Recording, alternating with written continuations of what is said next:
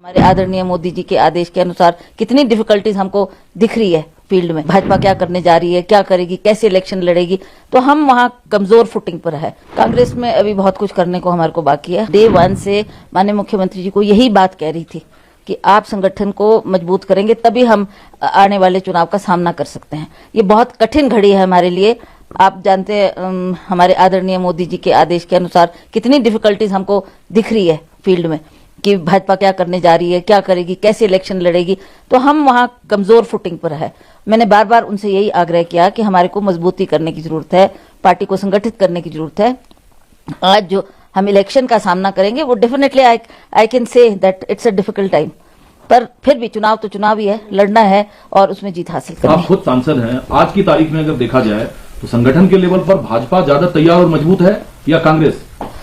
कांग्रेस में अभी बहुत कुछ करने को हमारे को बाकी है। हालांकि आप जानते हैं एज एमपी मैंने सारा ही अपनी कॉन्स्टिट्यूंसी का दौरा बार बार किया है। मैं लोगों से मिली हूं, लोगों की बात को जानने का प्रयास किया, क्या उनकी डिफिकल्टीज है उसको जानने का प्रयास किया।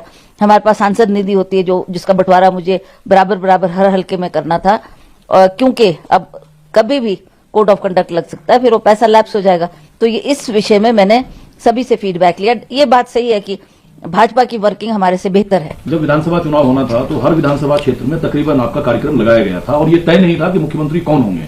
अब जब लोकसभा चुनाव होगा तो उसमें चेहरा कौन होगा चुनाव प्रचार के लिए, आप होंगे या जो मौजूदा मुख्यमंत्री है वो होंगे? देखिए, ये तो हाईकमांड ने डिसाइड करना है। That is not for me to decide कि मैं फील्ड में जाऊंगी। I will go just like a worker, like a sitting MP and party अध्यक्ष के नाते मुझे सभी पार्टी के संगठन के लोगों को मजबूती देना मेरा काम है, जिसके लिए मैं प्रयासरत हूँ। वीरभद्र सिंह जी जो ऊपरी हिमाचल से लेकर निचली हिमाचल तक एक छत्र लोगों में स्वीकारिता थी उनकी स्टैच्यू रिज मैदान पर लगनी चाहिए। बगावत, झगड़ा, मनमुटाव वहां से शुरू होता है जी। और जो मुझे जानकारी है विपक्ष में बैठे लोग, भाजपा के लोगों को भी इन मांग से ऐतराज नहीं था। बिल्कुल। तो फिर क्यों नहीं लग पाया, रुकावट क्यों आई? ये माननीय मुख्यमंत्री ने डिसाइड करना था, कोई बड़ी भारी चीज तो थी नहीं।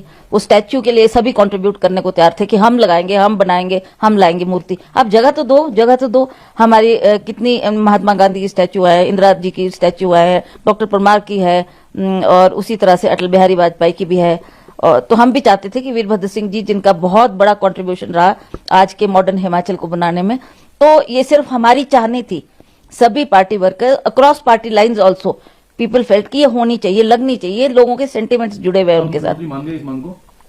अभी तो कोई चर्चा नहीं हुई है, पर कल विक्रमादित्य ने अवश्य इस बात को अपनी प्रेस कॉन्फ्रेंस में कहा कि लोगों की चाह होते हुए और बार बार उनसे मांग करते हुए भी ये बात क्यों सिरे नहीं चढ़ पाई। जो 6 विधायक निष्कासित हुए, पार्टी के साथ साथ आपके परिवार में भी उन विधायकों का एक आस्था, एक विश्वास है, उनके लिए अब क्या करेंगे आप लोग? देखिए, अब ये तो हाईकमांड डिसाइड करेगा, बिकॉज अब तो उनको निष्कासित कर दिया है।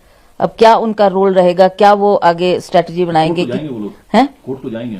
जाएंगे ही जाएंगे। वो अपने न्याय के लिए तो हर इंसान लड़ाई करता है, तो वो भी। जल्दबाजी में फैसला क्यों हुआ? इतने अपने ही 6 विधायक को लोकसभा चुनाव से ठीक पहले निष्कासित कर देना, इतनी जल्दबाजी में फैसला? दिल्ली ज्यादा इसमें इन्वॉल्व रहा या हिमाचल से ये फैसला लिया? मुझे नहीं पता कि क्या डायरेक्शन थी, और स्पीकर साहब ने ये जो फैसला दिया उससे वो लोग भी आहत हुए होंगे, क्योंकि वो सभी कांग्रेस लोग थे और वो अपनी हक की लड़ाई लड़ रहे थे। उनकी भी कुछ ना कुछ डिमांड्स थी। मान लिया, मैं राणा जी की बात करती हूँ, राजेंद्र राणा, जो कि एक हमीरपुर क्षेत्र से ये बड़ा एमिनेंट चेहरा है, जिन्होंने धूमल साहब को हराया, और वो चाहते थे कि मेरी कहीं ना कहीं सरकार में एडजस्टमेंट हो।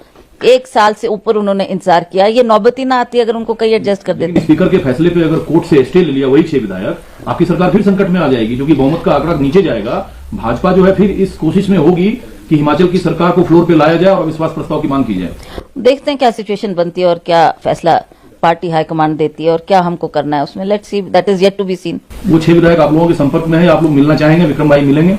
देखिए, अभी तो they are under tight security, तो इतना आसान नहीं है उनको मिलना।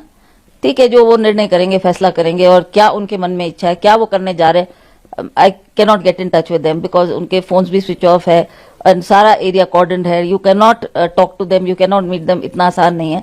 तो देखते हैं क्या परिस्थिति बनती है उसका। सबकी नजरें हैं सीएम साहब पर और विक्रम भाई पे। विक्रम भाई शिमला में है या कहीं गए हैं या किसी से मिलना पसंद करेंगे? वो अपने निजी काम से गया हुआ है, निजी काम से गया हुआ है।